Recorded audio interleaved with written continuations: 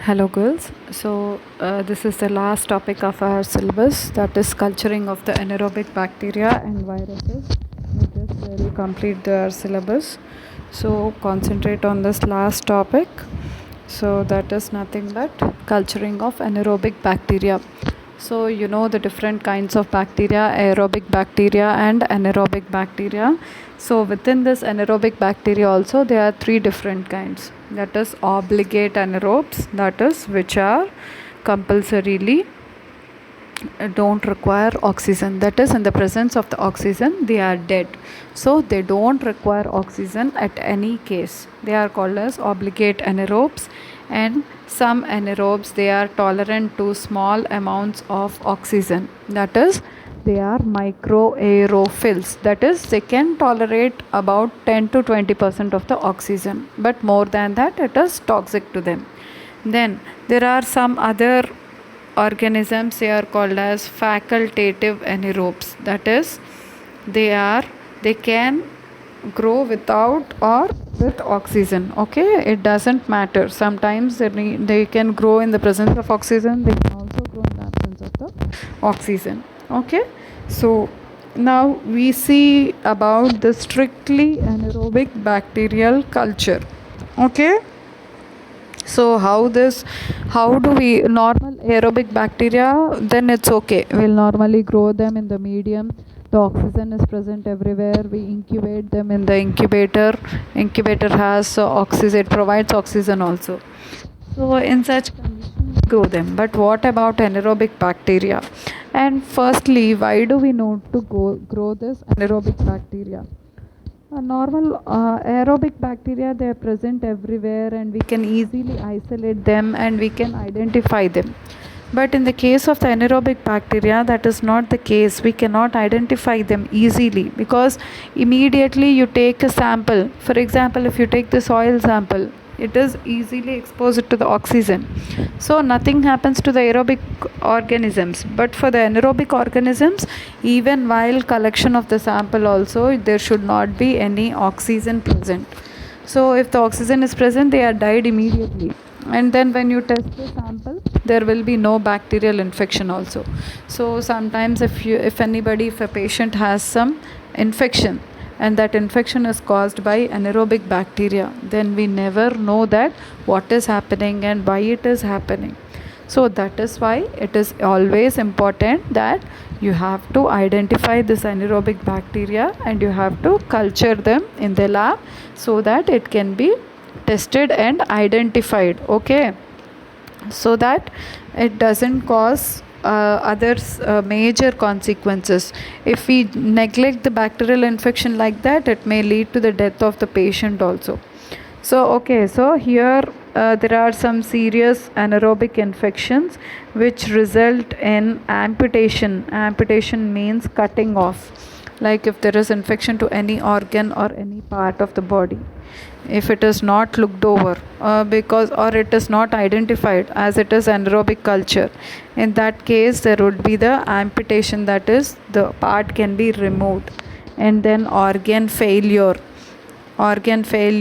sepsis, that is becoming septic and leading to the death of the person. Then meningitis, and finally death. Meningitis, you know the meningitis, that is the enlargement of the meninges, that is the drained layer. Okay, so all these consequences can occur due to the anaerobic bacterial infections. Okay, so it is very important that you collect the sample, and even while collecting the sample for this anaerobic culture also, normally soil sample we'll just take it and we'll inoculate it in the lab, but for anaerobic bacterial culture there should be 0% of oxygen, so you should wear the gloves with reducing environment. So to prevent oxygen, what is the opposite of oxygen? That is reduction. Oxygen, presence of oxygen is nothing but oxidation. So the opposite of oxidation is reduction. So you have to apply a cream or chemicals on the gloves which are reducing, that is which remove the oxygen, that is which react with the oxygen and convert it into some other substances. Such gloves we have to use, and such closed environments, we have to take the sample and we have to inoculate it into the medium, and then we have to grow it in an incubator where there is no oxygen, and then we can check it. Okay, so these are the kinds. So now let me tell how to. So some specimens from which the anaerobes are likely to be isolated are, so the anaerobic bacteria, they are generally present in all the membranes. See, some anaerobes, they normally live in the crevices of the skin. They are present in the skin, they are present in the nose, mouth, throat, intestine, and vagina. They are normally present where the oxygen is normally not present. That is, if any part of our body it is not oxygenated, that is not exposed to the oxygen, there you can find the anaerobic bacteria. So when this, and at this portion, like in your deep mouth cavity or in your deep nose cavity or in the skin, if there is a cut, then immediately this anaerobic bacteria, they enter our body. Like when a cut happens, or when a puncture wound happens, or anything, when the person is met with an accident and there is a cut, then there is chance of these anaerobic bacteria to enter into the bodies. Okay, so from these specimens, from these places, like you collect aerobic bacteria from soil, water, air, or any of the part, but the anaerobic bacteria you can collect from blood, bile, then bone marrow, then cerebrospinal fluid, then direct lung aspirate, and tissue biopsy from a normally sterile site. Okay, from anywhere under depth of your body, if you can take the sample, and direct lung aspirate from the lung juice or lung fluid, you can directly take it, or fluid from a normally sterile site like a joint, bone joint, any joint, you have the fluid over there. Okay, so that fluid which gives a protection to your knees, to your elbows. Okay, such fluid, and then dental abscess from below your teeth in the gums portion. Okay, and from the abdominal or pelvic abs, that is from the pelvic or abdominal bones you can take it, or from the wounds you can take it, or from severe burns also. During that condition also oxygen is deprived, so in that condition also you can take the sample from that person. So these are the areas or sites from which we can take the anaerobic bacteria. Then the areas from which we cannot take the anaerobic bacteria are coughed throat discharge. Like from the throat you cannot take the anaerobic bacteria because they are normally present in that case. The body is not infected with this bacteria, but they are generally present in such places. Then in the rectal swab, the rectum, in the rectal swab generally the bacteria are present, so that does not indicate that your body is infected with the anaerobic bacteria. They can grow only in the absence of oxygen. In all these places the oxygen is present. Then you might ask me a question: if the oxygen is present, how these bacteria are present in that place? They are only present, they are not growing. Okay, just remember that point. They are present in inactive form. Like you always know, the bacteria, when the environment is not suitable, when the environment is not desirable, they form spores, endospores, exospores, and they form the spores and they live in all these places. They exist in these places. Okay, where the oxygen is available. You can ask me, in the nose and in the oral cavity the oxygen is always present, but the anaerobic bacteria are also present in this. They are present in the form of the spores in the vaginal cavity, or in the buccal cavity, or in the urethral cavity, but they don't grow there. Only they grow when the oxygen is not present. So whenever a wound occurs in these places or a cut appears in these places, so immediately these anaerobic bacteria or these spores, they enter into our body and go into the deep of our body. I have given the examples like blood, bile, bone marrow. It goes to there and then they grow. That is why you can hear from your elders blood infection is very dangerous, because it is anaerobic infection. It causes sepsis and then finally coma and death. Okay. So the places from where the anaerobic bacteria cannot be taken are the throat discharge, then the rectal swab from the rectum, then the nasal or throat swab, then the urethral swab, then urine from the urine. Okay. So next, how do we this culture? So for culture we need the media. So what is the media for the anaerobic bacteria? You can use a liquid media or you can use the solid media. Liquid medium is nothing but broth and the solid medium consists of agar. So and within this agar, the media should include anaerobic blood agar plates. Okay, that is anaerobic means it is in reducing environment.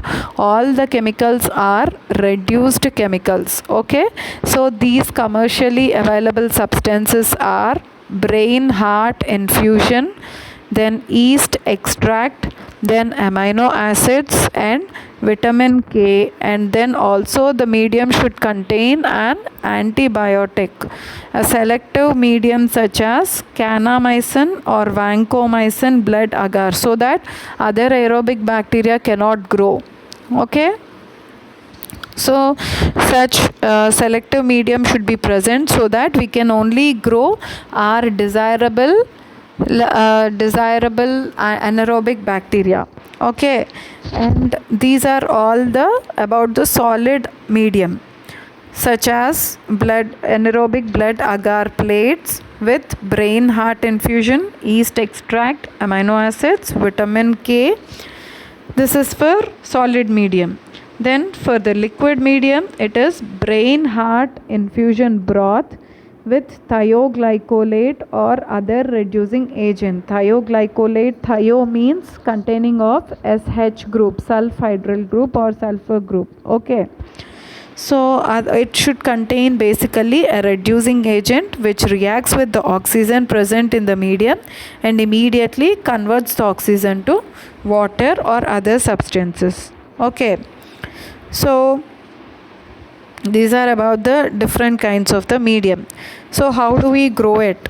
So when you take the medium and everything, and when you collect the sample also, you take the sample and as per the streak plate method, you streak the sample on the plate on the solid medium, and or you can introduce into the liquid broth, and the culture then should be placed in an environment that is free of oxygen. That is, the incubator should not supply oxygen, it should supply other gases, and we keep it at the temperature of 95 Fahrenheit or 35 degrees centigrade for at least 48 hours. Okay. So in addition, there should be we should also grow them in aerobical conditions and in 10% carbon dioxide, so that we can distinguish between micro aerophils and obligative anaerobes. If they are obligate anaerobes, they totally die, and if they are micro aerophils, they can grow in the presence of the minute lesser amounts of oxygen. Like you are taking the sample, but we don't know whether they are micro aerophils or they are facultative anaerobes or they are obligate anaerobes. Okay, so for this comparison, we take a copy of that, like how you take a copy of a single paper. The same way we inoculate this culture on 3 plates. One we keep it in totally anaerobic environment, and other we keep it in oxygen, lower oxygen and carbon dioxide medium, and then other one in totally aerobic medium. Okay, so that we can distinguish, or we can differentiate between facultative anaerobes, obligate anaerobes and micro aerophils. Okay, So now how do we take and we use the gloves. I said that we need to use the gloves. So we have an anaerobic glove box which is made up of acrylic substance or with the plastic substance, and it has a reducing agent or reducing chemicals on its surface. Okay, then using these gloves we take the bacteria and we grow it in a particular sealed container. So within this sealed container, or we call it as a glove box or hood, within this it has some gases like 10% hydrogen, 10% carbon dioxide, and 80% nitrogen, but no oxygen. Okay, this is the anaerobic chamber in which we grow the anaerobes. But there is another alternative which is commercially available. It is a jar called as gas pack system. Okay, so when we use this gas pack system, what does it contain? It uses a disposable envelope containing citric acid, sodium bicarbonate, cobalt chloride, and sodium borohydrate. Envelope means nothing but like in which you can place your postcard or post letter. You must have seen an envelope while applying for for any exams also. You keep it in an envelope and you send it. So within this gas pack system also, it contains an envelope with all these chemicals. Okay, so when water is added to these chemicals, they react and they form the hydrogen gas. Okay, so thereby in this way they supply the hydrogen gas continuously within this gas pack system. Now this glass jar or gas pack system also contains a catalyst, that is nothing but palladium. This palladium, what does it do? It is present in the lid only. So whenever we open or close the lid, immediately the oxygen comes inside. So this palladium, what does it do? Already hydrogen gas is present inside. All the citric acid, sodium bicarbonate, sodium borohydrate, and cobalt chloride, they react with this water and they produce a hydrogen gas. So this hydrogen gas and the incoming oxygen gas, together they are combined by this palladium catalyst and it forms the water. And within this gas pack system there is a silica gel or paper towels which absorb the water. The immediate hydrogen and oxygen, they combine to give water, so that water is absorbed by this silica gel. Okay, so this is how they maintain the anaerobic condition. So now whether they also used a sensor, that is nothing but a methylene blue indicator.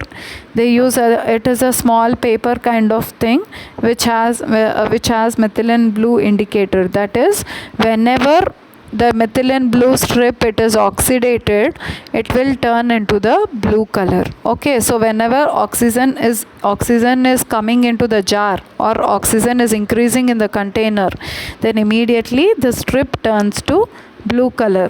Okay, or else it won't turn the blue color. That will be the indication for the anaerobic condition. Okay, so now after growing the culture, we take the single colonies and then we perform the gram staining. Okay, while doing this is performed at the time of the culture also.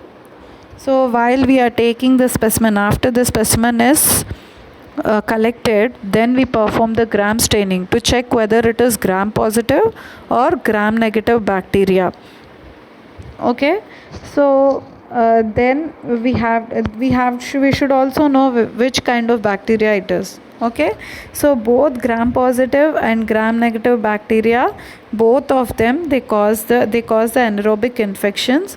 So under this there are examples also. The gram negative anaerobes, they are bacteroids, fusobacterium, porphyromonas, prevotella. Also beside the kind of infection they cause is also given, so note it down in the notes link. Then gram positive bacteria examples are Actinomyces, Bifidobacterium, Clostridium, Peptostreptococcus, then Propionibacterium. Okay, so in this way we culture the anaerobic bacteria, and whatever the single colonies we get, the single colonies, that is a pure culture technique. So using that pure culture technique, we pick out the single colony and then grow them again, and then we test them or we observe them under the microscope to identify what kind of organism it is, whether it is gram positive or gram negative, what is its shape and how does it grow, and what are the antibiotics that can work on it, and based on that we can submit the result to the labs or to the research persons, and thereby we can identify a medicine for it. Okay, so this is how we grow the anaerobic bacteria. So there is a small presentation on this also, you can note that one also, which will give you better idea on this, on anaerobic bacteria. You can go through this slides also, which give you more understanding. So for example, so this is the condition. So first, this is obligate aerobes. How do they grow? So this is the test tube. The upper whiter portion you can observe. This is nothing but the opening of the tube covered by a cotton plug. Okay. So now when you see this is the yellow color one is the media, and if you can see all the microbes, they are present in the upper portion of the medium. That is, they are in contact with the oxygen. So when it is an aerobic organism, they grow on the upper portion of the medium. Okay, so now next moving to other kind, that is facultative anaerobes. So what is facultative anaerobes? They can grow inside without oxygen, or they can grow with oxygen also. So as per the definition, the facultative anaerobes, they are present on the upper surface and also present in the deeper surfaces where there is no oxygen. Okay, so now next comes the obligate anaerobes, that is, they don't require the oxygen, and if the oxygen is present, they don't grow at all. So as per the name, they are present only on the inside of the tube or the submerged cultures, very present very down of the tube. Okay, so next, that is aerotolerant anaerobes, that is which can tolerate some amount of the oxygen. So this is how they grow. Then microaerophils, they require 10 to 20% of the oxygen, so they grow in this area. Okay, so this is how they grow. Now see the chemical dynamics in anaerobic bacteria.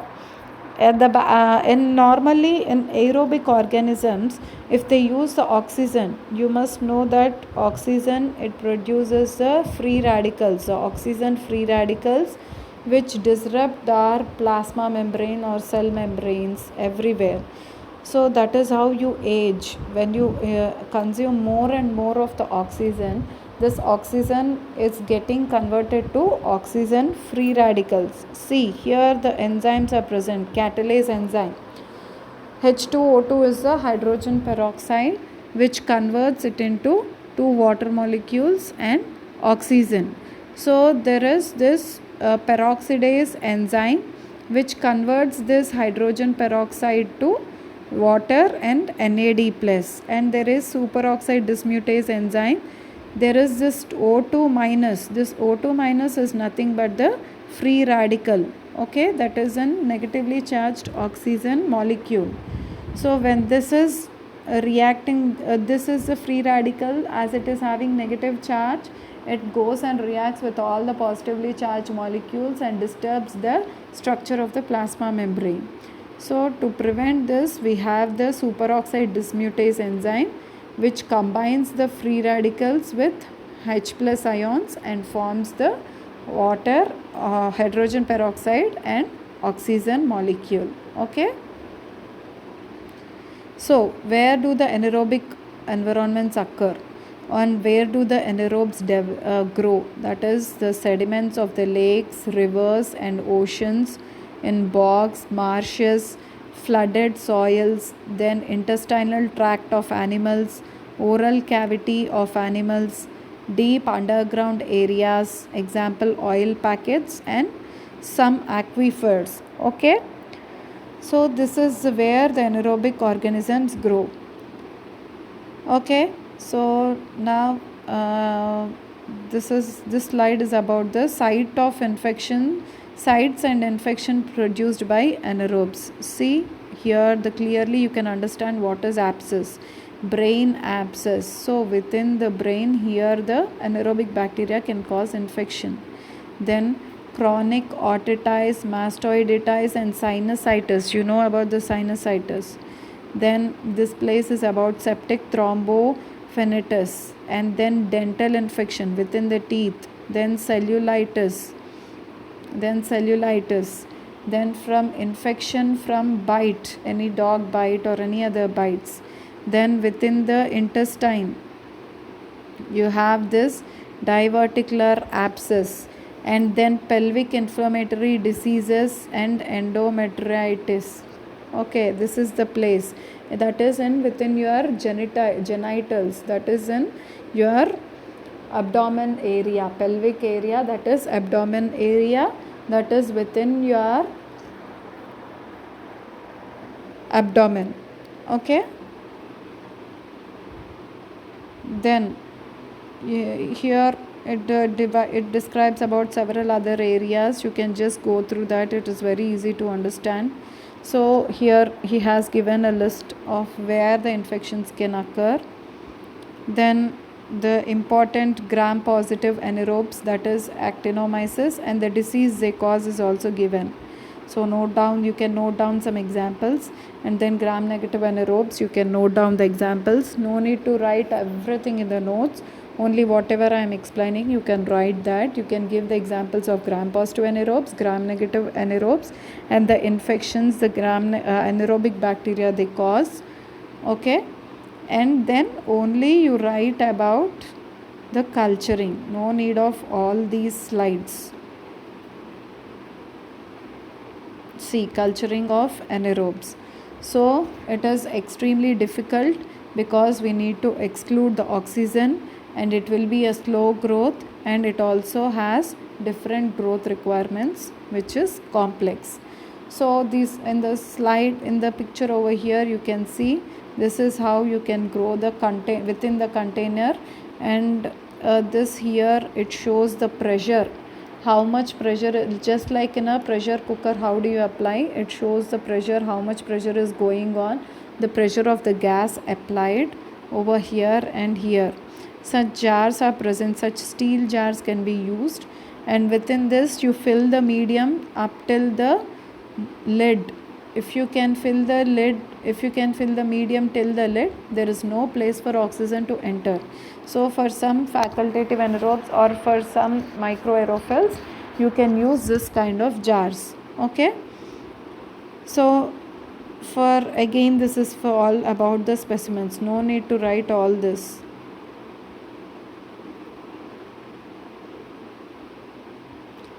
You have to only write about the culture. How do you culture this organism? See, the gram staining can be prepared for the gram positive bacteria, gram negative bacteria. How do you do it? See, then you need to mention this. What are the chemicals and environment required for anaerobic culture? All the reducing agents or reducing chemicals, that is pyrogallic acid and sodium hydroxide method. That is, this is a chemical method to create a anaerobic environment.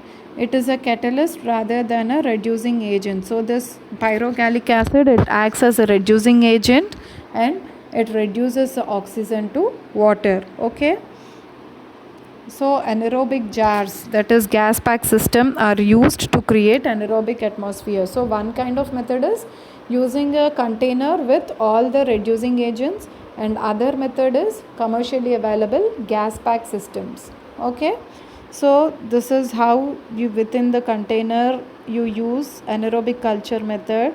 You produce the vacuum so that there is oxygen within the vacuum, there is no oxygen. Okay, so this is a container you can use, and within this you have the carbon dioxide, and you have the hydrogen gas, and also you have the nitrogen gas, and here you have petri dishes, which that is where we can go within the deep of the jar. We are keeping this petri dishes, and this is the envelope. I have gas pack system. Within the gas pack system I have mentioned this is the diagram of the gas pack system. So it has a tough lid, you can see lid with o-ring gasket. That is, gasket means within the cooker you have the gasket, the same kind of gasket with o-shaped ring. Normal gasket in pressure cooker also it is o-ring shaped. So now you have a clamp, and you have for tightening the clamp, this is the clamp, okay, to place the gasket in place, and you have a screw for it to tight fit it. And for the lid you have attached palladium catalyst pellets over here, okay. This palladium is nothing but it acts as a catalyst, so whatever oxygen that comes inside within the short gap when you open the lid, that this palladium combines this oxygen and this hydrogen and forms the water, okay. So this water it is absorbed by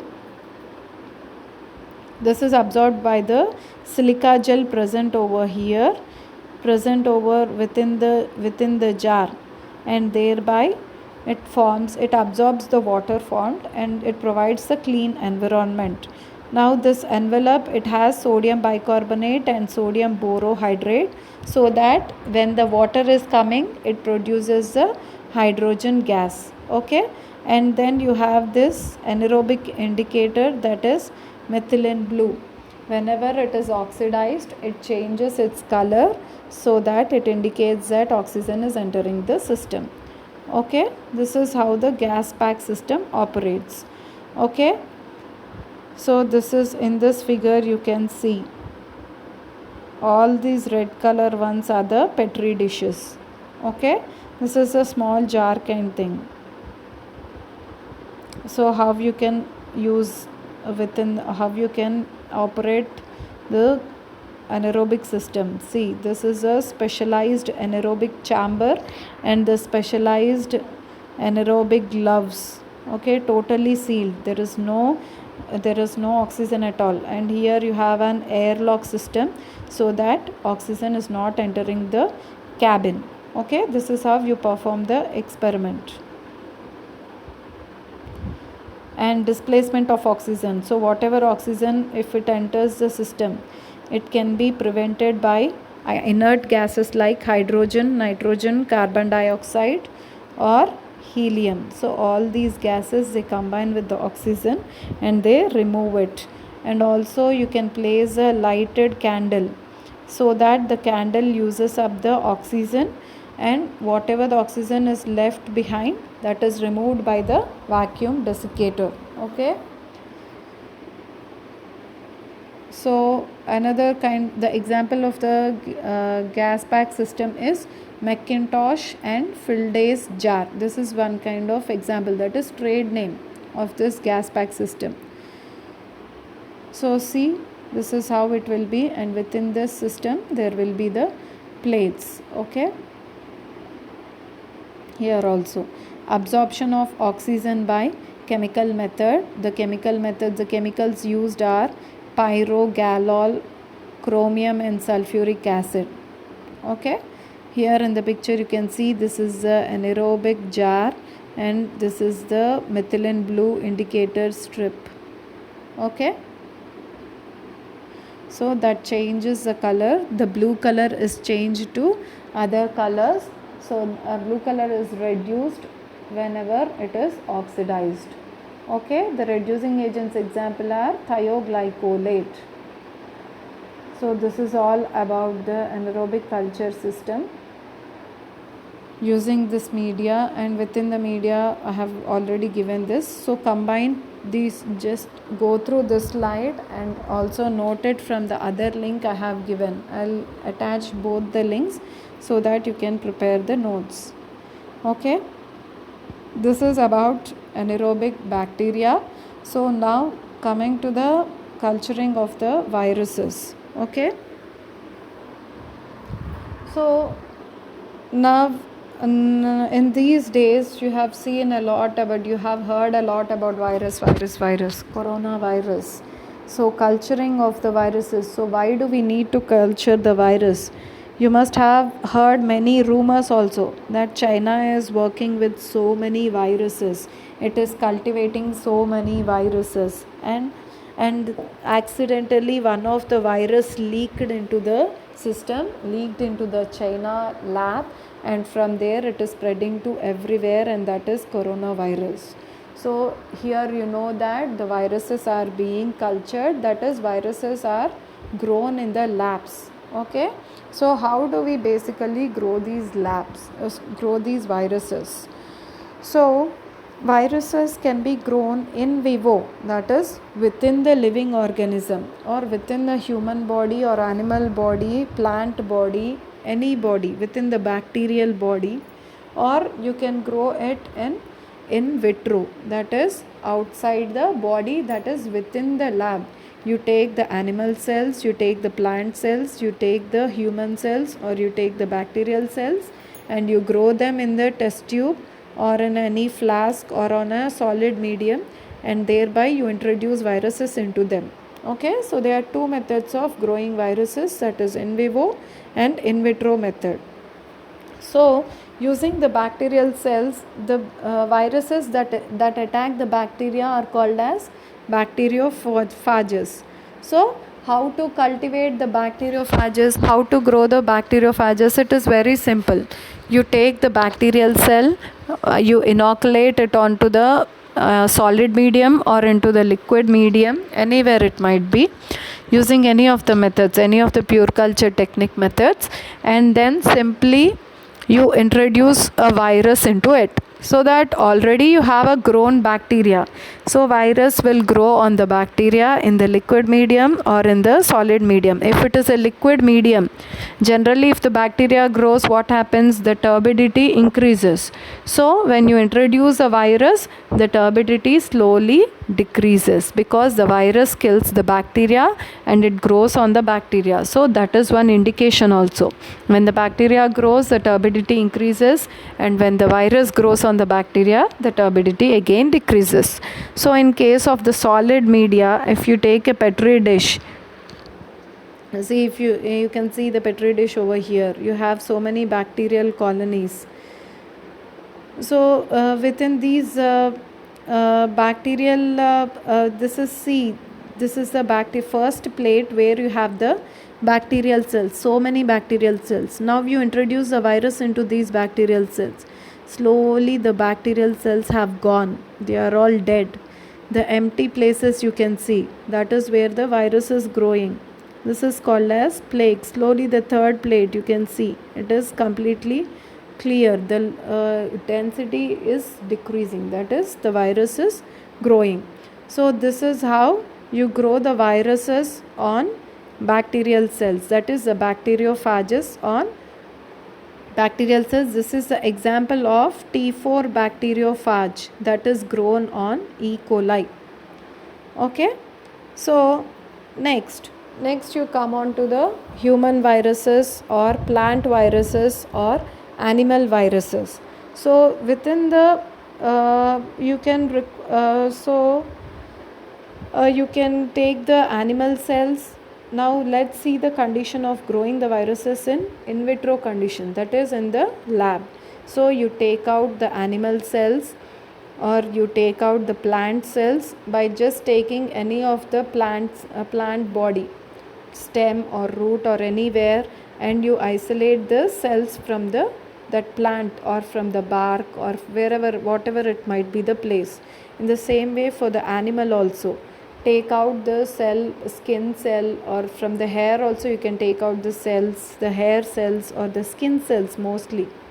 If you just rub your skin, you can get lot of skin cells, or from the throat also you can get any of the cells. Okay, so we can take these cells and we can grow them in the lab using some medium, and then on this medium you introduce the virus, and thereby the virus grows on these animal cells, or animal viruses grow on animal cells, plant viruses grow on plant cells, and human viruses grow on human cells. Okay, so this is the in vitro method. So why this is important? Because this is important for identification and diagnosis of pathogenic viruses in clinical samples. Okay, so we should know which virus is what and how does it produce. So whenever we are infected with that virus, we need to know about its structure and its method of functioning. Okay, so next, why they are important is it is used for production of vaccines. So now you must have heard the coronavirus vaccine is being produced. All the countries are trying to produce vaccine. So how do they produce? They introduce this virus into all these cells, and thereby they develop the antibodies, and that is given as vaccine. Okay, and then it is required for research studies, that is to know about the virus, what is the structure of the virus, how is it going on, how it grows, and when you give a high temperature whether it dies or not. Like all these properties can be studied using these cells. So this is all about the in vitro method. Now if you take the in vivo method, that is directly within the body. So we are not using the humans for these purposes. We are using we use the hen eggs. Okay, we use the embryos also, developing embryos. See, for example, the influenza vaccine or the flu vaccine, which we give it to all the children, and most of you must have taken the flu vaccine, influenza vaccine, that is manufactured by culturing the virus in hen eggs only. Okay, so here you can see the picture of the hen egg and how they are injecting the virus into this hen eggs. That is nothing but, hen egg is nothing but embryo, so which develops into the chick, right? That is what the egg is. So within this, the virus, this is a picture of the egg, hen egg, and the places where we can inject, where the injection is seen, those are the areas where we introduce the virus. Okay, it is not grown like anywhere in the egg. So in these places only, where in the picture where you can see the injection, only those places we can grow the viruses. So the first part where the injection is present, that is chorioallantoic membrane. Okay, and then you have other place, that is amniotic cavity. Okay, within that place also there is injection. And then you have yolk sac, the yellow color one, here also you have the injection. So in these three places the virus can be grown. Okay, this is the embryo of the, and you can see within this is the embryo which develops into a chick.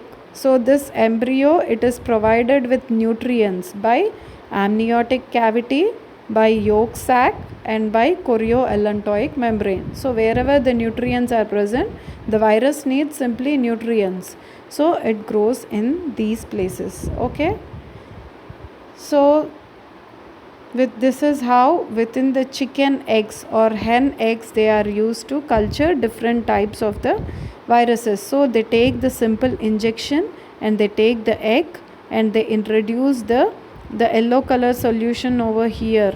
This is nothing but the virus sample. So they introduce the virus into the egg and they incubate it. Okay, so that the virus grows. In this way, meanwhile the embryo gets destroyed. The embryo can be dead because the virus disturbs the growing embryo.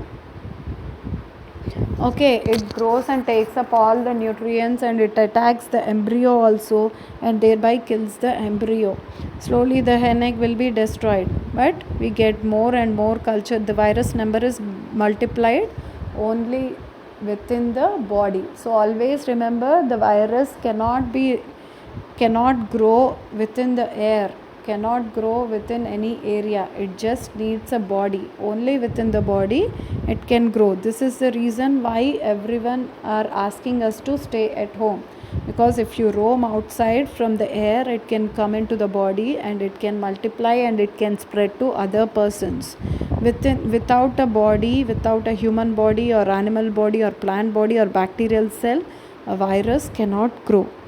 Okay, so now next, here we can see this is the in vitro condition again.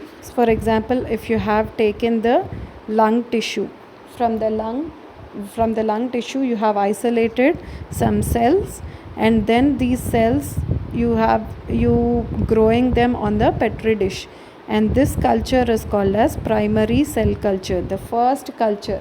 That is, you are directly taking from the body and you are introducing into the petri dish with the medium. This is the medium, the gray color one. You supply in the medium all the nutrients, amino acids, the purines, pyrimidines, vitamins, growth factors, everything, or carbohydrates, everything. So within this medium you are growing the firstly grown culture. This is called as primary cell culture. Now this cell culture, it grows in this way. See, it develops into so many cells. So once it reaches its confluence is nothing but the maximum cell density, that is, the plate is totally full, then the growth stops. Okay, so now from this plate you have to take some of the cells and you have to transfer it to the fresh medium, like the batch culture, like the continuous culture, taking some cells and adding fresh medium. Okay, this is called as secondary culture, because you are again growing it, you are growing it second time. Okay, this is how in vitro it goes on. But this again, the secondary culture also, it grows up, and again when the plate is full, the virus stops growing, the cells stop growing. So again you have to take another plate, and this goes on continuously, and meanwhile the cells become old and they die also. So this method is not used nowadays. So we are using the cancer cells or the tumor cells. You know the property of the cancer cells, they grow continuously and continuously and continuously, they never stop growing. Okay, so you take the tumor cell or you take the cancerous cell from the cancer patient, for suppose the patient is suffering from lung cancer, then you take the lung tissue, and then you take the tumor from that. Tumor is nothing but cells only, but they grow continuously. Even the plate is full also, they grow and again. So directly you take that and place them on the petri dish, and this is how they grow. See, the plate is totally full, but still they are growing one upon another. So these cells, they don't die, they don't get aged, and they grow continuously, so that we can go on producing the viruses again and again. So we are using the tumorous cells nowadays, and this method was first started in 1951, and the first patient was Henrietta Lacks. So she is suffering from cervical cancer, and she gave her cells, and that cell line is called as HeLa, named on her name is Henrietta Lacks. So first two parts of her name were taken, HE and LA, that is, and they named it as HeLa cell line. Okay, this is the tumor cell line, and they took the cells from her, and they stored it, and even after these many years, it is still, the cell line is still stable, and still the cell line is dividing. So in this way we are using the cancer cells, and this is how we are culturing the viruses. Okay, clear everything till this point? So I hope you understood how we culture the anaerobic bacteria and viruses. So if you have any other doubts, you can again contact me, and all this is there for your internals. So girls, don't worry that you are not able to study properly. Try to memorize whatever I am explaining in the class. Listen to the class again and again if you have any doubts, and note down the points. Don't worry. Okay, we are always there to help you answer the internal questions properly. Okay, if you answer them, if you read it again and again, you can easily solve the questions. And again, we'll be giving a mock test also. this is for your first online test, right? You are not practiced with this, so we'll give a mock test. You practice that test. We are preparing it in very easy way so that you can just open the link, just like how you open the YouTube and how do you open a particular page and you write. In the same way we are organizing this test also, so don't worry. You can easily answer this test also. You can answer this internals. We'll be having mock test, and I'll inform you when you'll have this mock test. Okay, so don't worry girls, all the best again, study well. Okay, so bye, take care.